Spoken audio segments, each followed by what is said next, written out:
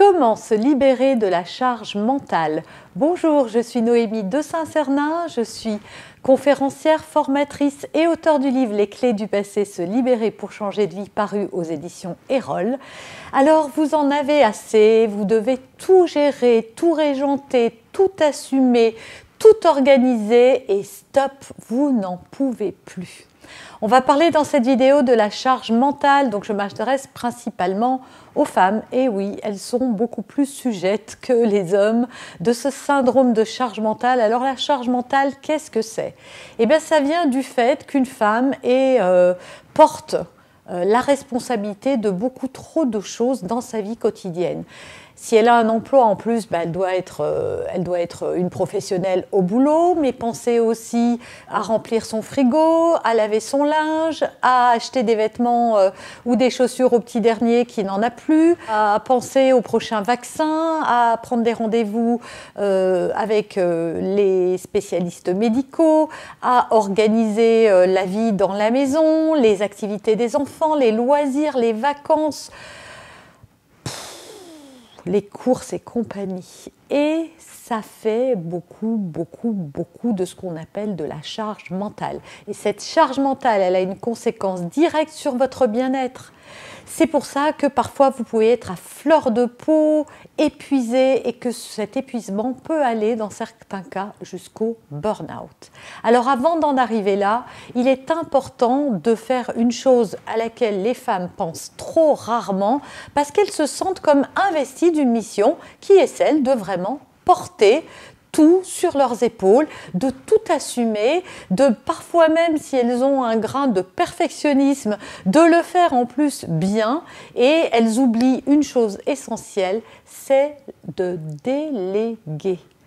Oui, vous pouvez déléguer, oui, ça ne sera pas aussi bien fait que si c'était vous qui le faisiez, mais ça sera toujours mieux que de s'en rajouter des couches et des couches et des couches et d'un jour de n'en plus pouvoir et de tomber raide parce que justement c'est trop. Alors vous pouvez demander plusieurs choses à votre partenaire par exemple ou à vos enfants. Il faut savoir qu'un enfant dès l'âge de 3 ans est capable d'étendre du linge et qu'en plus ils adorent ça. Confier un panier de linge propre à un petit de 3 ans et même un peu plus grand et même avant, à partir du moment où ils se tiennent bien debout, où ils marchent, et donnez-lui l'étendage et demandez-lui de vous étendre le linge. Ça va prendre beaucoup de temps à votre petit bout, mais ça va l'amuser, ça ne sera peut-être pas très bien fait, peut-être qu'il s'arrêtera avant d'avoir tout fini, mais s'il en fait déjà 50%, c'est 50% de moins pour vous. Pareil, mettez à contribution vos enfants pour les vêtements. Vous pouvez leur demander de venir prendre ce qui est à eux et de le ranger dans les tiroirs. Alors c'est sûr, ça ne va pas être rangé à la Marie Kondo. Mais est-ce que c'est si important que ça? Vous pouvez faire un système de tiroirs ou de bacs, et dans un bac on met les culottes, dans un bac on met les chaussettes, dans un bac on met les pyjamas, dans un bac on met les pulls, et puis vous pliez pas, voilà. Ça va pas vous tuer. Ça va aussi grandement faciliter votre rangement et surtout, ça va vous permettre de le faire aux enfants. Pensez à déléguer aussi des tâches à votre mari, que ce soit des courses, de lui demander le week-end, par exemple, de s'occuper des repas, de lui demander de s'occuper de certains papiers, d'accompagner les enfants peut-être aux rendez-vous médicaux, peut-être pas tous, mais de temps en temps. En tout cas, dans votre to-do list, tous les lundis matins, regardez votre to-do list ou à chaque fois que vous faites votre to-do list, cherchez qu'est-ce que vous ne pouvez pas, absolument pas déléguer, qu'est-ce qui vous incombe véritablement. Et donc ça, vous le gardez, hein. Il faut bien en garder.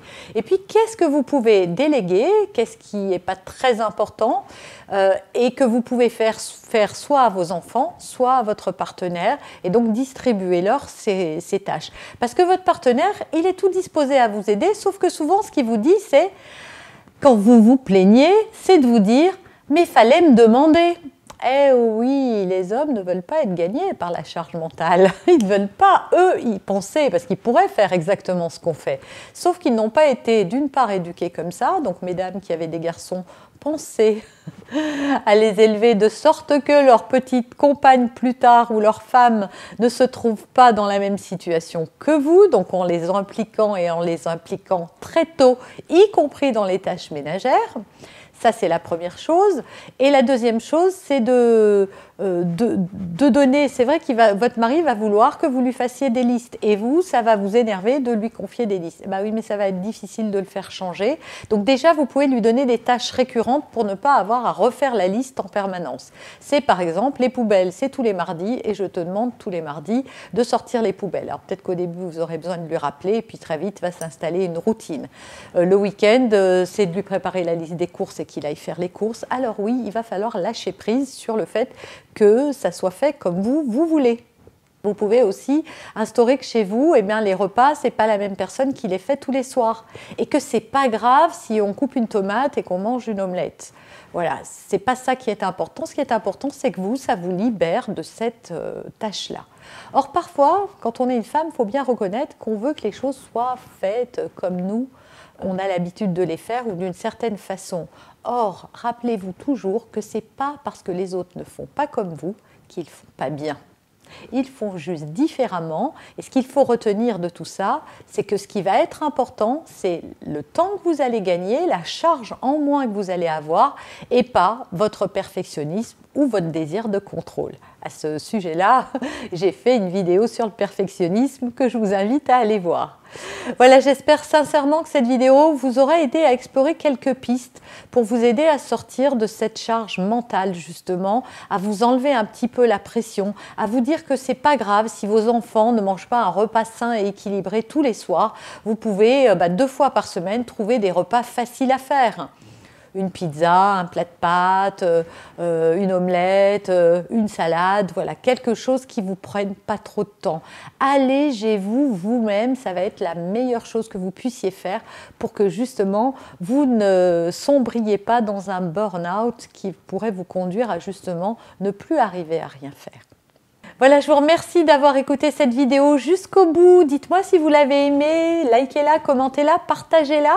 Vous pouvez également télécharger gratuitement mon e-book pour être informé aussi de toutes mes autres prochaines publications. Abonnez-vous aussi à cette chaîne. Et moi, je vous dis à très bientôt et n'oubliez pas, il n'y a pas de parents parfaits, il n'y a que des parents qui font de leur mieux.